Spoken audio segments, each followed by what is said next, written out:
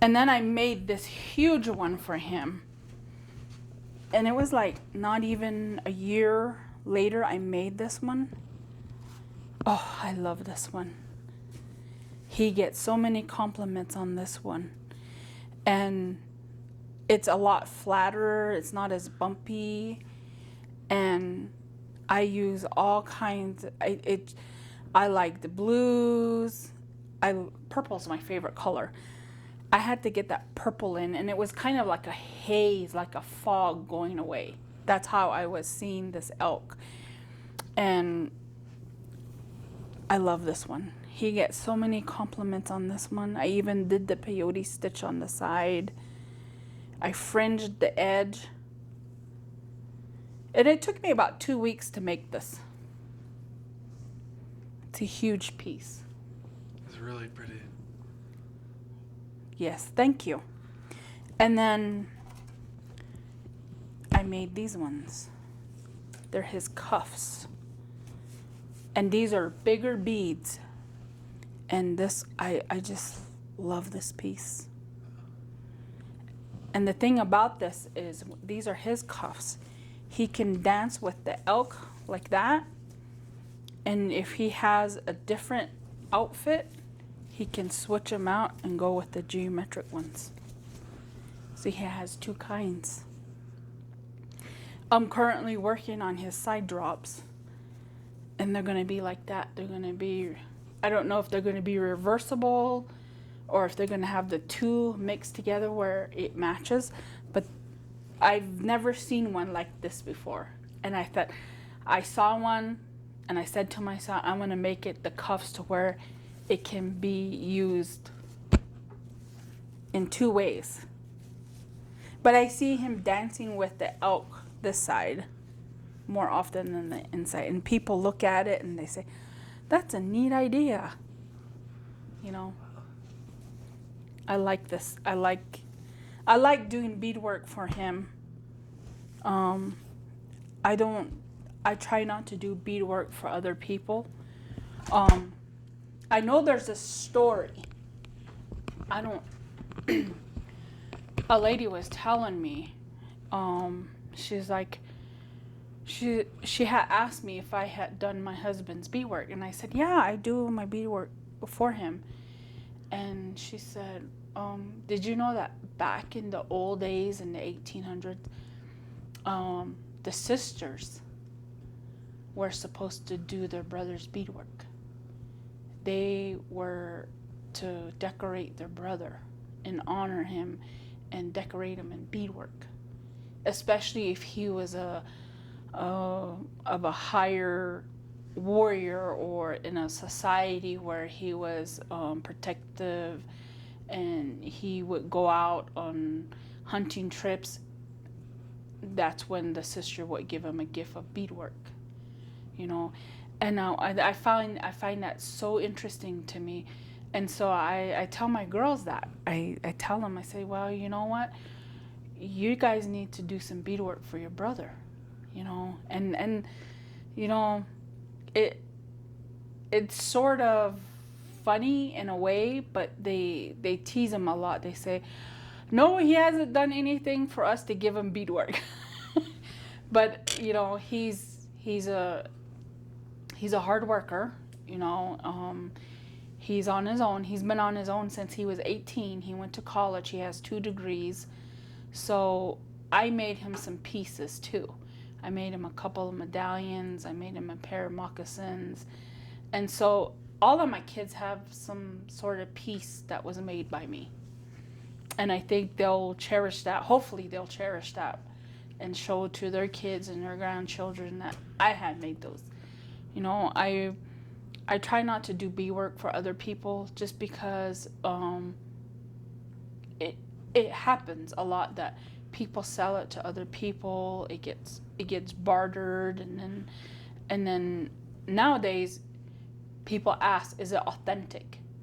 You know, I have a story about this one. It was gifted to a person. I had made it for my husband, and he had given it to somebody else. couple years later, we were in Rapid City, and it was sitting there in the display case, and it said $400 or maybe $500. I don't remember the price, but it was quite up there. And I said, can I see that piece? And I said, I made that. And they said, well, where's your name on it? And I said, my name is on the inside. And they said, well, we can't do anything. We can't. And they said, well, you can put it on layaway to get it back. So I put it on layaway, and I got it back. I paid every month $100 until I finished paying for it. And when I got it back, I put my name on it. So each piece that I make now, I make sure I put my name on it. You know, it's authentic. I made it. It's authentic. I use high quality threads, beads, you know, leather. And it's authentic. I know I made it. But some people will say, oh, I don't know who made it, and they try to sell it to you. I don't like buying pieces off of people as well, because you don't know who made it. I want to know who made it, you know. I want their name on this piece, you know. Sometimes I'll buy pieces off of people just to help them out, but I won't keep those pieces. I'll gift them to somebody else that needs earrings or rings or some. You know, you always try to help people out with artwork. You know, it's a dying art. It really is. You know, you don't see a lot of people doing artwork anymore. So what do you think the future of beadwork looks like?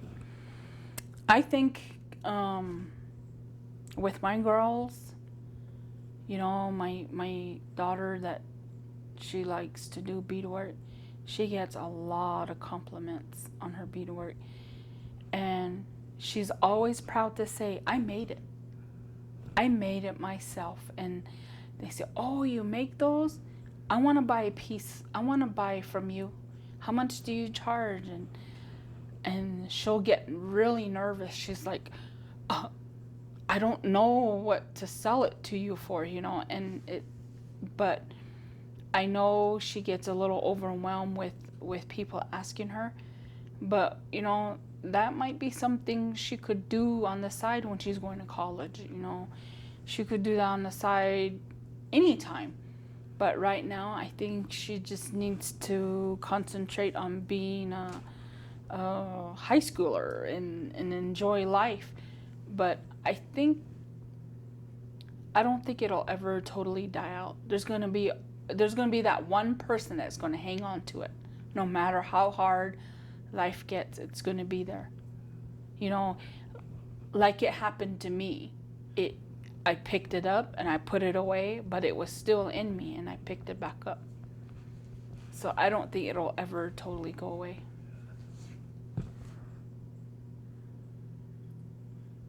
Can you tell me a little bit about the quill work? We were talking about that a little bit before we started recording. The quill work,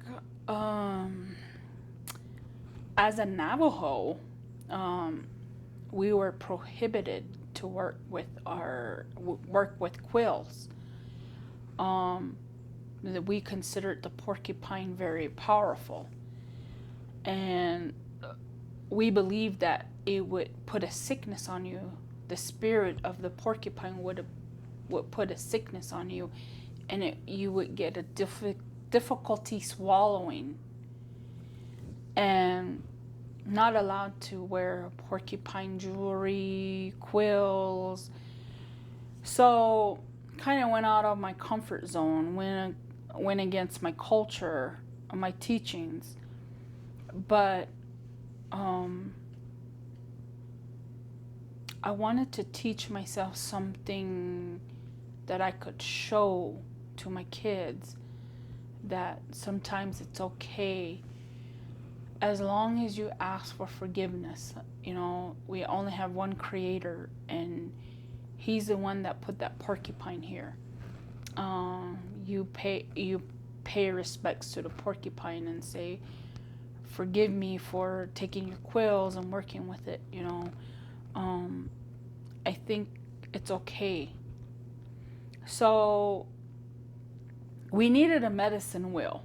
We needed some medicine wheels. And at that time, they were pretty expensive. It was $45 for one medicine wheel. It was really small. And I was like, I'm going to make one. I need to get some quills, And my husband knew some people that had just some around the house, and he had traded with him. And so he brought them home, and we cut out the rawhide. We were going to teach ourselves. And so me and my husband got down one day and just started teaching ourselves. And, it was hard. It was very frustrating. We couldn't get the dye to set in the quills. We didn't know if we were doing it right. We asked questions. And, at the end of maybe what seemed to be like a year, which was like only a month, we had a medicine wheel made out of quills. And I don't remember if we had gifted that to somebody, but we were not ready to pay $45 for a medicine wheel. And so we taught ourselves, and I was very interested in it. The different ways you could design things, the way the quill worked, it was just something new for me. It was sparking an interest in my mind. I loved that you could do any color you wanted. It was just like a bead store, a candy store, where you could buy any kind of beads you wanted.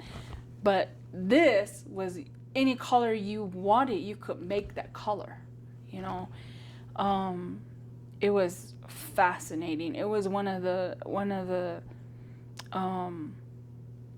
I love doing new things. I love challenging myself. So we challenged ourselves to learn that technique. And